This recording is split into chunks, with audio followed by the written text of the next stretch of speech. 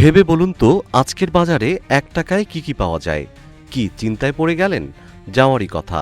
মূল্যস্ফীতির বর্তমান বাজারে ১ টাকায় প্রয়োজনীয় তেমন কিছুই মেলে না। যেখানে একটি ক্যান্ডিও ২ টাকার নিচে পাওয়া যায় না, সেখানে যদি বলি কেউ ১ টাকায় আস্ত একটি ল্যাপটপ পেয়ে যাচ্ছে, কি অবাক হচ্ছেন? অবিশ্বাস্য শোনালেও মাত্র ১ টাকা পরিশোধ করেই একটি আধুনিক ল্যাপটপের মালিক বনে যাচ্ছেন ব্যবহারকারীরা। এ খবর ছড়িয়ে পড়তেই চারদিকে রীতিমতো শোরগোল পড়ে গেছে। তবে সাধারণ কোনো ক্রেতা নন, বিশেষ এই সুবিধা পাচ্ছেন একটি নির্দিষ্ট প্রতিষ্ঠানের কর্মকর্তারা।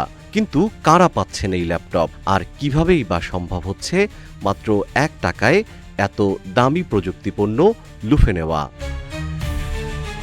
ভেতরের খবর হলো এই সুযোগ লুফে নিচ্ছেন স্বয়ং বাংলাদেশ ব্যাংকের অতিরিক্ত পরিচালক থেকে শুরু করে নির্বাহী পরিচালক পদমর্যাদার কর্মকর্তারা।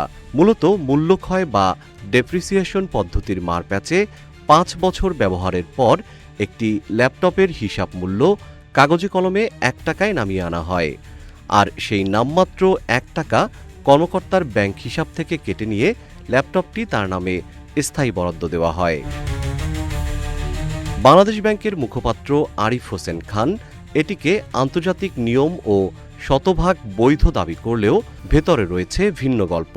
অভিযোগ উঠেছে অনেক কর্মকর্তা ডেস্কটপের পাশাপাশি ল্যাপটপ নিয়ে তা অব্যবহৃত রেখে দেন এবং ৫ বছর পর প্রভাব খাটিয়ে বা আইটি বিভাগকে বকশিশ দিয়ে সেটির উপযোগিতা শেষ দেখিয়ে নিজের করে নেন। সংশ্লিষ্টদের মতে স্বচ্ছতা ফেরাতে ও কেন্দ্রীয় ব্যাংকের বিপুল অর্থ সাশ্রয় করতে তৃতীয় পক্ষের মাধ্যমে এই ল্যাপটপগুলোর উপযোগিতা যাচাই করা এখন সময়ের দাবি। জিএম শিহাব, রূপালী বাংলাদেশ।